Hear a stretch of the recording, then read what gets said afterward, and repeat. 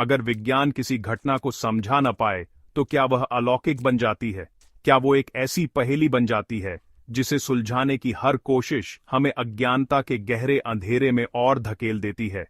विज्ञान जो हर क्यों का जवाब देने का दावा करता है, जो हर रहस्य से पर्दा उठाने का दम भरता है, जब वही विज्ञान किसी घटना के सामने घुटने टेक दे तो उस खामोशी में जो गूंज सुनाई देती है वो डर की होती है, वो खौफ की होती है, वो इस एहसास की होती है कि हम इस ब्रह्मांड में अकेले नहीं हैं और ऐसी भी ताकतें मौजूद हैं जो हमारी समझ से, हमारी सोच से, हमारी हदों से बहुत परे हैं।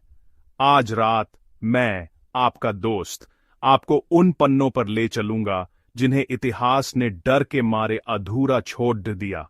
हम आपको ले चलेंगे इतिहास की उन 10 सबसे खौफनाक घटनाओं तक जिनके सामने विज्ञान भी खामोश हो गया। ये सिर्फ कहानियां नहीं, ये वो हकीकतें हैं जिन्होंने वैज्ञानिकों के दिमाग को सुन्न कर दिया और सोचने पर मजबूर कर दिया कि क्या सच में हर चीज का कोई तार्किक जवाब होता है, या कुछ रहस्य बने रहने के लिए ही जन्म लेते हैं। तो मेरा आपसे अनुरोध है, अपने घर की लाइटें धीमी कर लीजिए। अगर आसपास कोई शोर है तो उसे शांत हो जाने दीजिए। दिल थाम कर बैठिए, क्योंकि यह सफर आपकी रूह को झकझोरने वाला है। यहां तर्क और तथ्य की पतली सी रेखा मिट जाएगी और शुरू होगा डर और रहस्य का एक ऐसा खेल जो शायद आपकी नींदें उड़ा दे। चलिए समय के पहिए को घुमाते हैं और चलते हैं हमारी पहली रहस्यमयी घटना की ओर। तारीख 8 मार्च 2014, कुआलालंपुर अंतर्राष्ट्रीय हवाई अड्डा। रात के 12:41 पर एक विशालकाय बोइंग 777 विमान 227 यात्रियों और 12 क्रू सदस्यों को लेकर बीजिंग के लिए उड्डान भरता है। विमान का नाम है मलेशिया एयरलाइंस फ्लाइट MH370। सब कुछ सामान्य था। यात्री अपनी सीटों पर आराम कर रहे थे, कुछ सो रहे थे, कुछ आने वाले कल के सपने देख रहे थे। केबिन क्रू अपनी जिम्मेदारियां निभा रहा था। कॉकपिट में बैठे पायलट कैप्टन जहारी अहमद शाह एक अनुभवी और सम्मानित पायलट थे। उड्डान भरने के लगभग 40 मिनट बाद रात 1:19 पर मलेशियाई एयर ट्रैफिक कंट्रोल से विमान का आखिरी संपर्क होता है। कंट्रोलर कहता है, मलेशियन 370, कॉन्टैक्ट हो ची मिन्ह 120.9, गुड नाइट। विमान से जवाब आता है, ऑल राइट, गुड नाइट। ये उस विमान से सुने गए आखिरी शब्द थे। 2 मिनट बाद रात 1:21 पर विमान का ट्रांसपॉन्डर, जो उसकी पहचान और लोकेशन बताता है, अचानक बंद हो जाता है।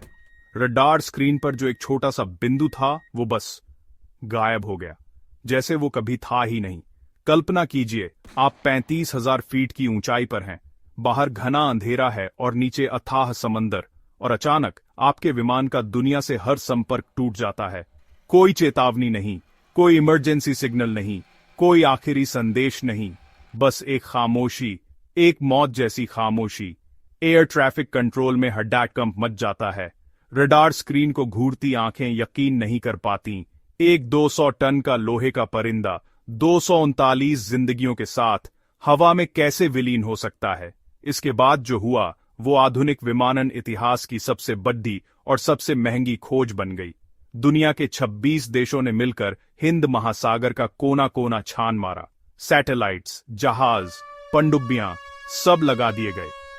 हफ्तों, महीनों, सालों तक खोज चलती रही, लेकिन MH370 का कोई सुराग नहीं मिला। कुछ छोटे मोटे टुकड़े मिले जिनके बारे में कहा गया कि वो शायद उसी विमान के हो सकते हैं, लेकिन मुख्य मलबा, वो ब्लैक बॉक्स जिसमें आखिरी पलों का सच कैद था, आज तक नहीं मिला। विज्ञान के पास आज भी इस सवाल का कोई जवाब नहीं है। क्या विमान का अपहरण हुआ? अगर हां, तो किसने किया और क्यों? क्या कोई तकनीकी खराबी आई? अगर हां, तो इतनी बड़ी खराबी कि पायलट एक इमरजेंसी सिग्नल तक न भेज सका? या फिर कुछ ऐसा हुआ जिसे हमारा विज्ञान समझ ही नहीं सकता। कुछ अलौकिक, कुछ परे। 239 लोग अपने परिवारों से हमेशा के लिए बिछड़ दिए गए और पीछे छोड़ दिए गए एक ऐसा सवाल जो आज भी आसमान की गहराइयों में गूंज रहा है। आखिर MH370 गया कहां? दुनिया को हंसाने वाला वो इंसान जिसने बिना कुछ बोले अपनी खामोशी से करोड़ों दिलों पर राज किया। Sir Charlie Chaplin.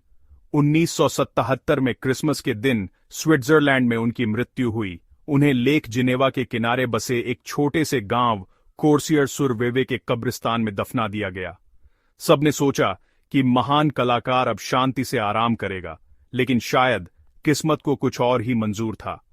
मौत के बाद भी उनकी कहानी में एक खौफनाक अध्याय युद्ध ना बाकी था। तारीख 2 मार्च 1978। चैपलिन की मौत को अभी मुश्किल से 2 महीने ही हुए थे। उस रात कब्रिस्तान में घना अंधेरा था। सर्द हवाएं सन्नाटे को और भी डरावना बना रही थीं। उसी अंधेरे का फायदा उठाकर 2 लोग कब्रिस्तान में दाखिल हुए। उनके हाथों में फावदे और औजार थे। उनका मकसद किसी खजाने की चोरी नहीं, बल्कि खुद चार्ली चैपलिन की लाश की चोरी थी। उन्होंने कब्र को खोदा, भारी ताबूत को बाहर निकाला और उसे अपनी गाड़ी में लादकर अंधेरे में गायब हो गए। अगली सुबह जब कब्रिस्तान का माली वहां पहुंचा तो उसके पैरों तले जमीन खिसक गई। दुनिया के सबसे चहेते कलाकार की कब्र खुदी हुई थी और ताबूत गायब था। खबर आग की तरह फैली। पूरी दुनिया में सनसनी मच गई। लोगों को यकीन नहीं हो रहा था कि कोई इतनी गिरी हुई हरकत कैसे कर सकता है। चैपलिन की पत्नी ऊना चैपलिन को एक फोन कॉल आया। दूसरी तरफ से एक आवाज ने $6 लाख की फिरौती की मांग की, लाश के बदले पैसा। यह घटना अब एक साधारण चोरी नहीं, बल्कि एक भयावह अपहरण बन चुकी थी। ऊना चैपलिन ने फिरौती देने से साफ इनकार कर दिया। उन्होंने कहा, मेरे पति स्वर्ग में हैं और मेरे दिल में, मुझे उनके शरीर की जरूरत नहीं। पुलिस ने जांच तेज कर दी। उन्होंने चैपलिन परिवार के घर आने वाले हर फोन कॉल को टैप करना शुरू कर दिया। चोर बार बार फोन करते रहे, लेकिन पुलिस उन्हें पक्का DDH नहीं पा रही थी। यह सिलसिला 11 हफ्तों तक चला। 11 हफ्ते जब एक महान कलाकार की लाश कहीं लावारिस पर डी ही थी और उसका परिवार खौफ और अनिश्चितता में जी रहा था। आखिरकार एक बड्डी दबदी गलती ने चोरों को पक्का रुवा दिया। पुलिस ने लगभग 200 फोन बूथों पर नजर रखी और एक कॉल के दौरान उन्हें धर दबोचा। वे 2 साधारण मैकेनिक थे जो जल्दी अमीर बनना चाहते थे। उन्होंने पुलिस को उस जगह का पता बताया जहां उन्होंने ताबूत छिपाया था, एक मक्के के खेत में। 11 हफ्तों बाद चार्ली चैपलिन को दोबारा उसी कब्रिस्तान में दफनाया गया, लेकिन इस बार उनकी कब्र को कंक्रीट से ढक दिया गया ताकि इतिहास खुद को दोहरा न सके। यह घटना आज भी याद दिलाती है कि लालच इंसान को किस हद तक गिरा सकता है, जहां वो मुर्दों की शांति छीनने से भी नहीं हिचकिचाता। कल्पना कीजिए, आप एक तपते हुए रेगिस्तान में हैं। चारों तरफ सिर्फ रेत और चट्टानें। आप एक संकरी गहरी खाई से होकर गुजर रहे हैं, जिसे सिक कहते हैं। ये खाई इतनी संकरी है कि सूरज की रोशनी भी मुश्किल से जमीन तक पहुंच पाती है। आपके दोनों तरफ सैकड़ों फीट ऊंची लाल गुलाबी चट्टानें हैं। आप चलते जा रहे हैं और हर मोड़ पर एक रहस्यमयी एहसास आपको घेर रहा है। और फिर अचानक वो खाई खुलती है और आपके सामने जो नजारा आता है वो आपकी सांसें रोक देता है।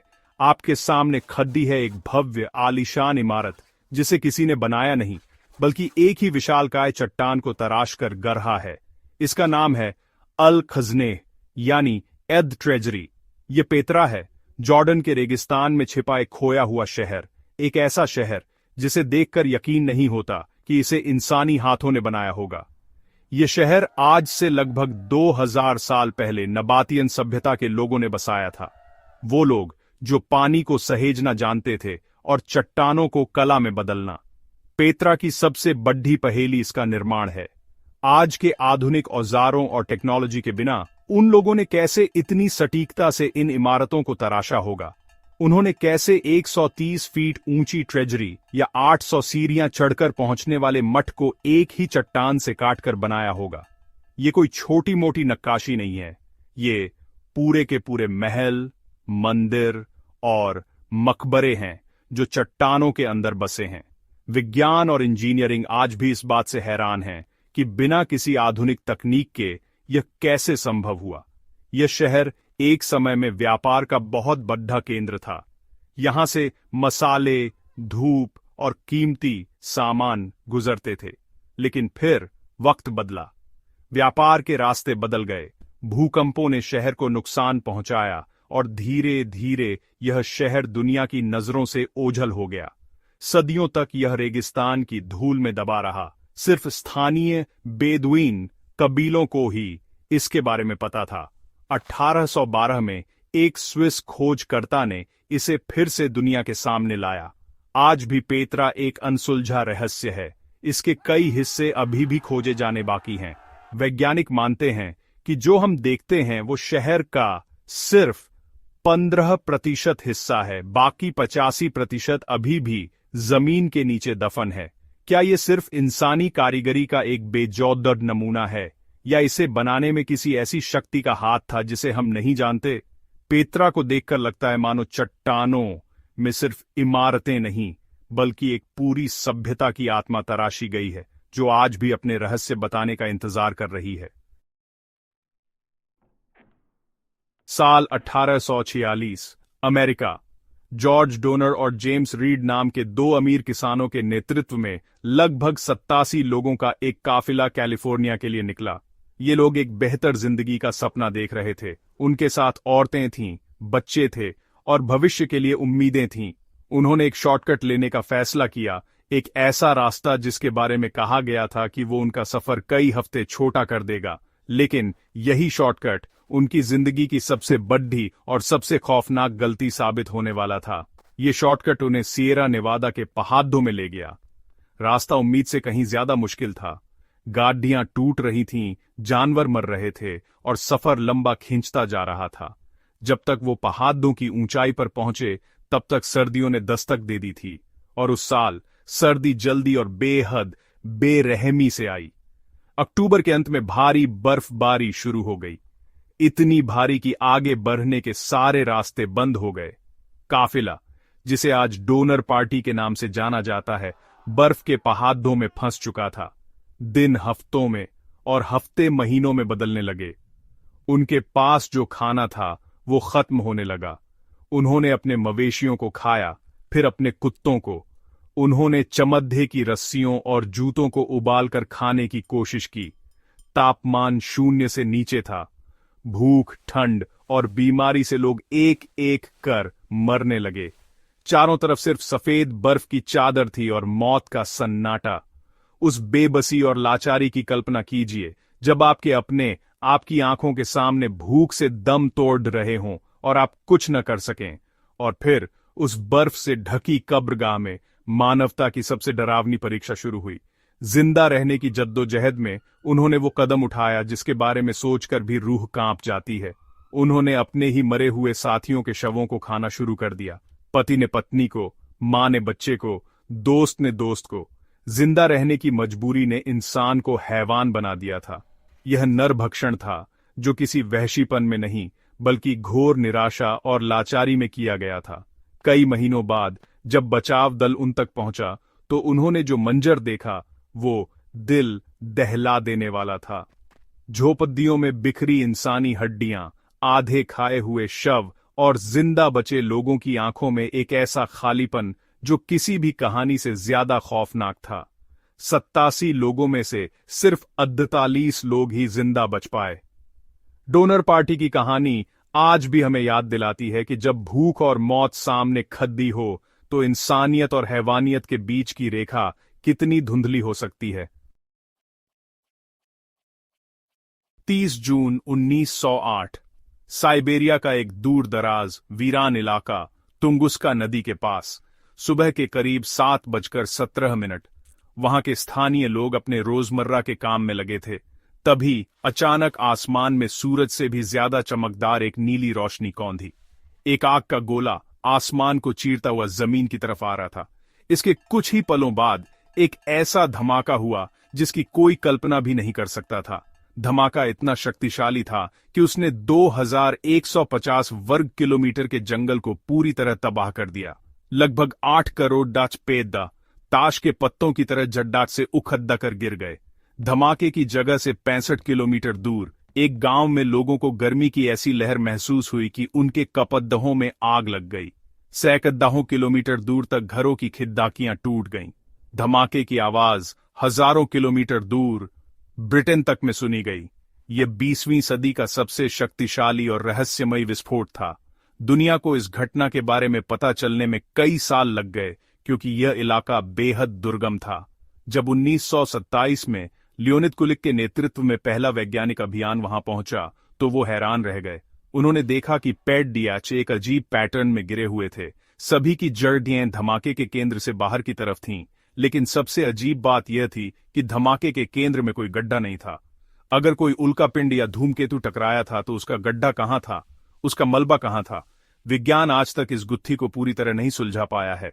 सबसे प्रचलित थ्योरी यह है कि एक छोटा एस्टेरॉयड या धूमकेतु जमीन से टकराने से लगभग 5 से 10 किलोमीटर ऊपर ही हवा में फट गया। इस हवा में हुए विस्फोट ने इतनी शॉक वेव और गर्मी पैदा की कि सब कुछ तबाह हो गया, लेकिन जमीन पर कोई गड्ढा नहीं बना। यह धमाका हिरोशिमा पर गिराए गए परमाणु बम से 1000 गुना ज्यादा शक्तिशाली माना जाता है। लेकिन इस थ्योरी पर भी कई सवाल हैं। कोई भी उल्कापिंड का टुकड़ा आज तक क्यों नहीं मिला? कुछ लोगों का मानना है कि यह किसी एलियन स्पेस शिप का एक्सीडेंट था। कुछ कहते हैं कि यह ब्लैक होल का एक छोटा सा टुकड़ा था जो धरती से होकर गुजर गया। कुछ इसे निकोला टेस्ला के किसी गुप्त प्रयोग से भी जोड़ते हैं। वजह चाहे जो भी हो, तुंगुस्का की घटना एक चेतावनी है, एक याद दहानी के ब्रह्मांड में ऐसी ताकतें घूम रही हैं जो पलक झपकते ही धरती पर जीवन को मिटा सकती हैं, और हमारा विज्ञान शायद उन्हें देखने या रोकने में हमेशा सक्षम न हो। भारत की धरती रहस्यों और कहानियों का खजाना है, और कुछ खजाने तो ऐसे हैं जो आज भी चट्टानों और गुफाओं में बंद हैं, किसी के खुलने का इंतजार कर रहे हैं। ऐसी ही एक कहानी है बिहार के राजगीर में स्थित सोन भंडार गुफा की। ये कोई मामूली गुफा नहीं है। कहा जाता है कि इस गुफा के अंदर मगध साम्राज्य के महान राजा बिंबिसार का अथाह खजाना छिपा है। एक ऐसा खजाना जिसे आज तक कोई हासिल नहीं कर पाया। यह गुफा 3री या 4थी सदी की बताई जाती है, जिसे एक ही विशाल चट्टान को काटकर बनाया गया है। गुफा के अंदर जाने पर आपको एक कमरा मिलता है जिसकी दीवारें एकदम सीधी और चिकनी हैं, मानो किसी लेजर से काटी गई हों। इसी कमरे की एक दीवार पर एक दरवाजे जैसा आकार बना हुआ है जिसे आज तक कोई खोल नहीं पाया। कहा जाता है कि यही दरवाजा उस खजाने तक जाता है जिसे राजा बिंबिसार ने अपने बेटे अजातशत्रु से बचाने के लिए यहां छिपाया था। इस दरवाजे के पास शंख लिपि में कुछ लिखा हुआ है जो आज तक कोई PRH नहीं पाया। मान्यता है कि इसी लेख में इस दरवाजे को खोलने का मंत्र या तरीका छिपा है। अगर कोई इस लिपि को PRH कर सही मंत्र का उच्चारण कर दे तो यह पत्थर का दरवाजा अपने आप खुल जाएगा और खजाना सामने आ जाएगा। यह कहानी किसी तिलिस्म से कम नहीं लगती, जहां एक मंत्र से पत्थर का दरवाजा खुल सकता है। अंग्रेजों के शासनकाल में जब उन्हें इस खजाने के बारे में पता चला तो उन्होंने अपनी पूरी ताकत लगा दी। उन्होंने उस दरवाजे को तोड़ने की बहुत कोशिश की। जब वो नाकाम रहे तो उन्होंने तोप के गोले से उस पर हमला किया। आज भी आप उस दीवार पर तोप के गोले का एक बड़ा सा काला निशान देख सकते हैं, लेकिन दरवाजा टस से मस नहीं हुआ। तोप का गोला भी उस पत्थर को भेद नहीं पाया। विज्ञान और बल दोनों ही उस प्राचीन रहस्य के सामने हार गए। आज भी सोन भंडार की गुफा एक पहेली बनी हुई है। क्या सच में इसके अंदर कोई खजाना है, या यह सिर्फ एक कहानी है? वो शंख लिपि में लिखा हुआ रहस्य क्या है, और अगर खजाना है तो उसे ऐसी कौन सी तकनीक या शक्ति से बंद किया गया है कि तोप के गोले भी उसे नहीं खोल पाए? यह गुफा हमें सोचने पर मजबूर करती है कि हमारे पूर्वजों के पास शायद ऐसा ज्ञान था जो आज के विज्ञान से भी कहीं आगे था। एक ऐसा ज्ञान जो आज भी पत्थरों में कैद है, अपने खुलने का इंतजार कर रहा है।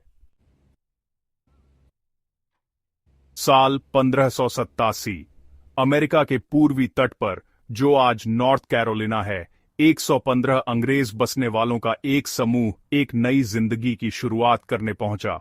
उनके लीडर का नाम था जॉन व्हाइट।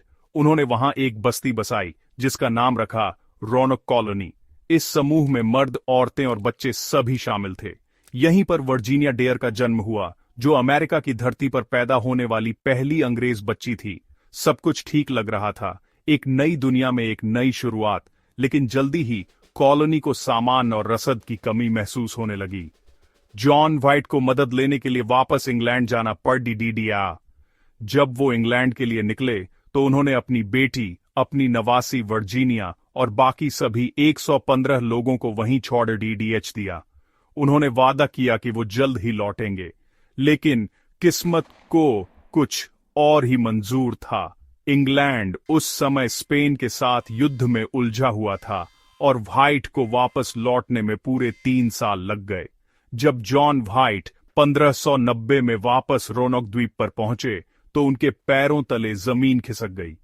पूरी की पूरी कॉलोनी गायब थी। 115 लोग, उनके घर, उनका सामान, सब कुछ ऐसे गायब हो गया था जैसे वो कभी वहां थे ही नहीं। लड़ाई झगड़े या किसी हमले का कोई निशान नहीं था। कोई शव नहीं, कोई खून का धब्बा नहीं, कोई हड्डियां नहीं, बस एक खौफनाक सन्नाटा। ऐसा लग रहा था मानो लोगों को जमीन निगल गई हो या आसमान उठा ले गया हो। व्हाइट और उनके आदमियों को सिर्फ एक सुराग मिला। एक पेडीएच के तने पर खुरच कर एक शब्द लिखा हुआ था, क्रोएटोन। क्रोएटोन पास के एक द्वीप का नाम था और वहां एक स्थानीय अमेरिकी कबीला भी रहता था।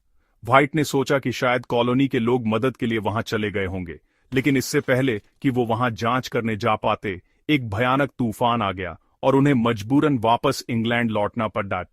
चालाइम पड़ी तोड़ डाउन डी डाउन डी। वो फिर कभी अमेरिका वापस नहीं आ सके। तो आखिर उन 115 लोगों का क्या हुआ? क्या वो क्रोएटोन कबीले में शामिल हो गए? अगर हां, तो उनका कोई वंशज या कोई सबूत क्यों नहीं मिला? क्या किसी बीमारी ने उन्हें खत्म कर दिया? लेकिन फिर उनके शव कहां गए? या फिर जैसा कि कई लोग मानते हैं, उनके साथ कुछ अलौकिक हुआ। रोनोक कॉलोनी की कहानी एद लॉस्ट कॉलोनी के नाम से जानी जाती है। यह अमेरिका के इतिहास का सबसे पुराना और सबसे बड़ा रहस्य है।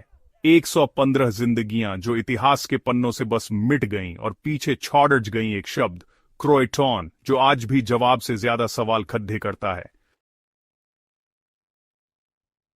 फरवरी 1959, सोवियत संघ का यूराल पर्वत, बर्फ से ढकी चोटियां, 0 से 30 डिग्री नीचे का तापमान और हार्ड कंपा देने वाली हवाएं। इस जानलेवा माहौल में इगोर डियाटलोव के नेतृत्व में 10 अनुभवी पर्वतारोहियों का एक समूह स्कीइंग अभियान पर निकला था। ये सभी युवा, स्वस्थ और इस तरह के माहौल के आदी थे, लेकिन उन्हें नहीं पता था कि यह उनका आखिरी सफर होने वाला था।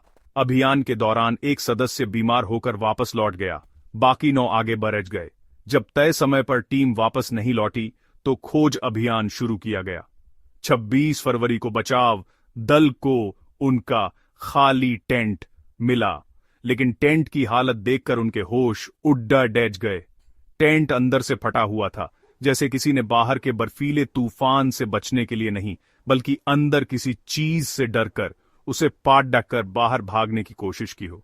सारे जूते गर्म कपड़ डाटे और सामान टेंट के अंदर ही पड्डा डाटे थे। बर्फीले तूफान में कोई बिना जूतों और कपड़ा डब्बों के बाहर क्यों भागेगा?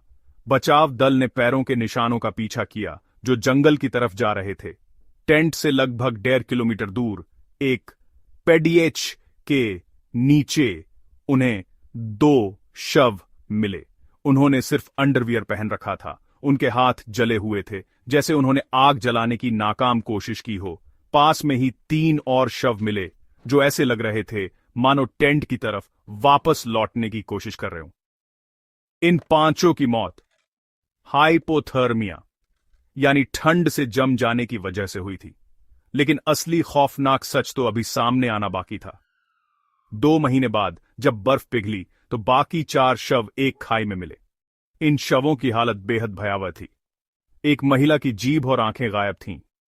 एक अन्य सदस्य की खोपड़ी टूटी हुई थी और 2 लोगों की पसलियां इस तरह टूटी थीं जैसे किसी तेज रफ्तार कार ने उन्हें टक्कर मारी हो।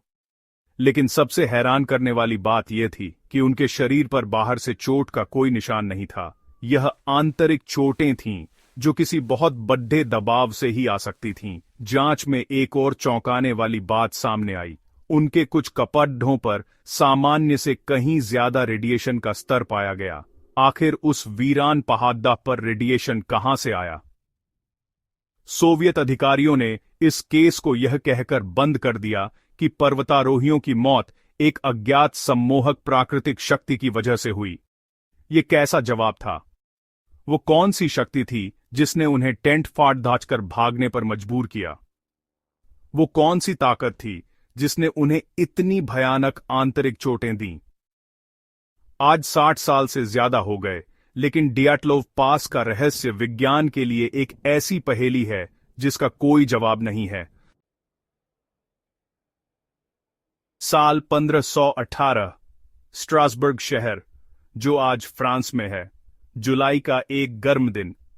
शहर के एक गली में फ्राउ ट्रोफिया नाम की एक महिला अपने घर से बाहर निकली और अचानक बिना किसी संगीत के, बिना किसी वजह के नाचने लगी। वो रुकी नहीं, वो बस नाचती रही, नाचती रही, नाचती रही। उसके चेहरे पर खुशी नहीं, बल्कि एक अजीब सी पीड़ा थी। उसके पैर थक कर चूर हो रहे थे, लेकिन वो खुद को रोक नहीं पा रही थी। पहले तो लोगों ने सोचा कि यह कोई मजाक है या शायद महिला का दिमागी संतुलन बिगड़ गया है। लेकिन जब वो महिला कई घंटों तक और फिर कई दिनों तक नाचती रही, तो लोगों की चिंता बढ़ने लगी। एक हफ्ते के अंदर लगभग 34 और लोगों ने उसी तरह नाचना शुरू कर दिया। वो किसी पार्टी में नहीं नाच रहे थे, वो एक अनियंत्रित, दर्दनाक तरीके से अपने शरीर को हिला रहे थे, जब तक कि वो थक कर गिर नहीं जाते।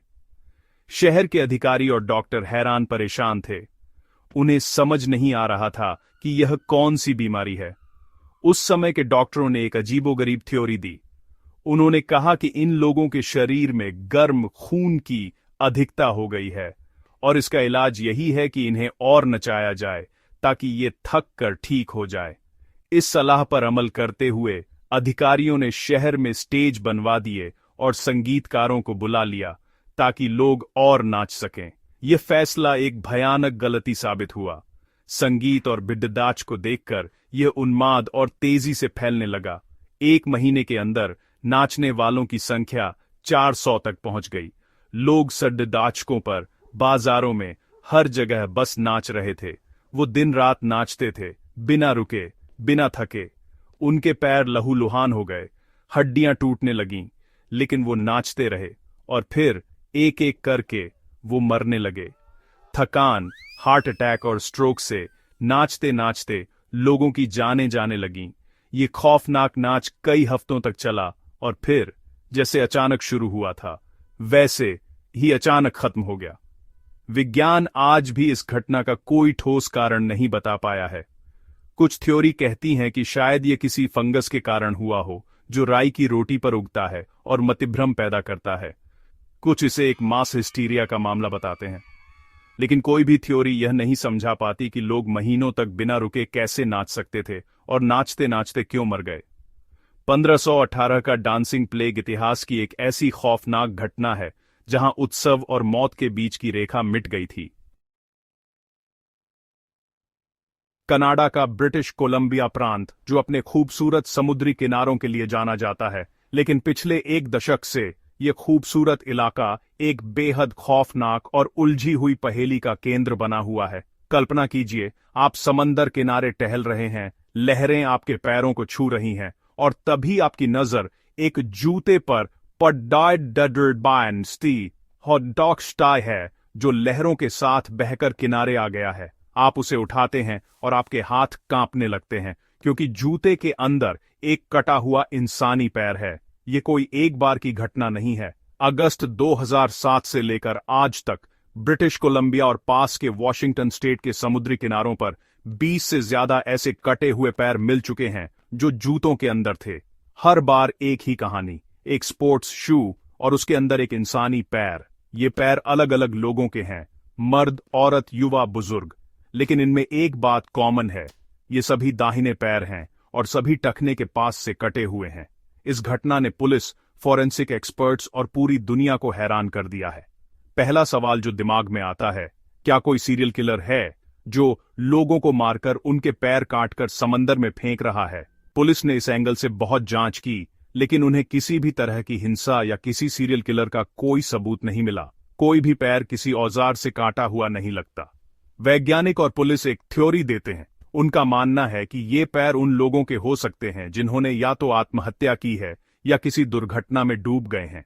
जब शरीर पानी में लंबे समय तक रहता है तो वो प्राकृतिक रूप से गलने लगता है और जोड़ों से अलग हो जाता है। टखने का जोड़ शरीर के सबसे कमजोर जोड़ों में से एक है, और क्योंकि आज के स्पोर्ट्स शूज बहुत हल्के और फ्लोटेबल मटेरियल से बने होते हैं, वो पैर के हिस्से को सतह पर ले आते हैं और लहरों के साथ किनारे लग जाते हैं। लेकिन इस थ्योरी पर भी कई सवाल उठते हैं। अगर यह प्राकृतिक प्रक्रिया है तो यह घटना 2007 से पहले क्यों नहीं होती थी? और सिर्फ पैर ही क्यों बहकर किनारे आते हैं? शरीर के बाकी हिस्से या दूसरे जूते वाले पैर क्यों नहीं मिलते? और सबसे बड़ा सवाल, इन पैरों की पहचान करना लगभग नामुमकिन क्यों हो रहा है? कुछ पैरों की पहचान तो हो गई है, लेकिन ज्यादातर आज भी एक रहस्य है। ये कटे हुए पैर जो समंदर हमें लौटा रहा है, एक खौफनाक याद दिलाते हैं कि समंदर की गहराइयों में न जाने कितने और अनसुलझे राज दफन हैं। तो ये थीं इतिहास की वो 10 घटनाएं जिनके सामने आज भी विज्ञान खामोश है। MH370 के गायब हुए यात्रियों के परिवार आज भी आसमान की तरफ देखते हैं, इस उम्मीद में कि शायद कोई जवाब मिल जाए। ड्याटलोव पास की बर्फीली चोटियां आज भी उन 9 पर्वतारोहियों की आखिरी चीखों को अपने अंदर दबाए बैठी हैं, और सोन भंडार की गुफा का वो पत्थर का दरवाजा आज भी उस मंत्र का इंतजार कर रहा है जो उसके पीछे छिपे रहस्य को खोल सके। इन कहानियों को सुनकर एक बात तो साफ है, शायद कुछ घटनाएं समझने के लिए नहीं, डरने के लिए होती हैं। ये घटनाएं हमें याद दिलाती हैं कि हमारा ज्ञान, हमारी समझ कितनी सीमित है। हम चांद पर पहुंच गए, हमने ब्रह्मांड के रहस्य जानने का दावा किया, लेकिन हम आज तक यह नहीं जान पाए कि रोनॉक के 115 लोग कहां गायब हो गए। हम इंसानी शरीर की हर नस को जानते हैं, लेकिन ये नहीं समझ पाए कि स्ट्रासबर्ग के लोग नाचते नाचते क्यों मर गए। ये कहानियां हमारे अहंकार पर एक चोट हैं, एक याद दहानी की इस दुनिया में तर्क और विज्ञान से परे भी बहुत कुछ है। हो सकता है कि इन सभी घटनाओं का कोई तार्किक जवाब हो जो वक्त के साथ हमें मिल जाए, और हो सकता है इतिहास के ये खौफनाक राज आज भी हमारे आसपास ही हों, बस हम उन्हें देख नहीं पाते। शायद वो हवा में फुसफुसाते हैं, या समंदर की लहरों में बहते हैं, या फिर किसी पुरानी गुफा के अंधेरे में हमारा इंतजार कर रहे हैं। आपकी इस बारे में क्या राय है? हमें कमेंट्स में जरूर बताएं। अगर आपको यह सफर पसंद आया तो इस वीडियो को शेयर करें। हमारे चैनल को सुनते रहो, सीखते रहो। मैं आपसे मिलूंगा एक और रहस्यमय कहानी के साथ। तब तक अपना ख्याल रखें। शुभ रात्रि।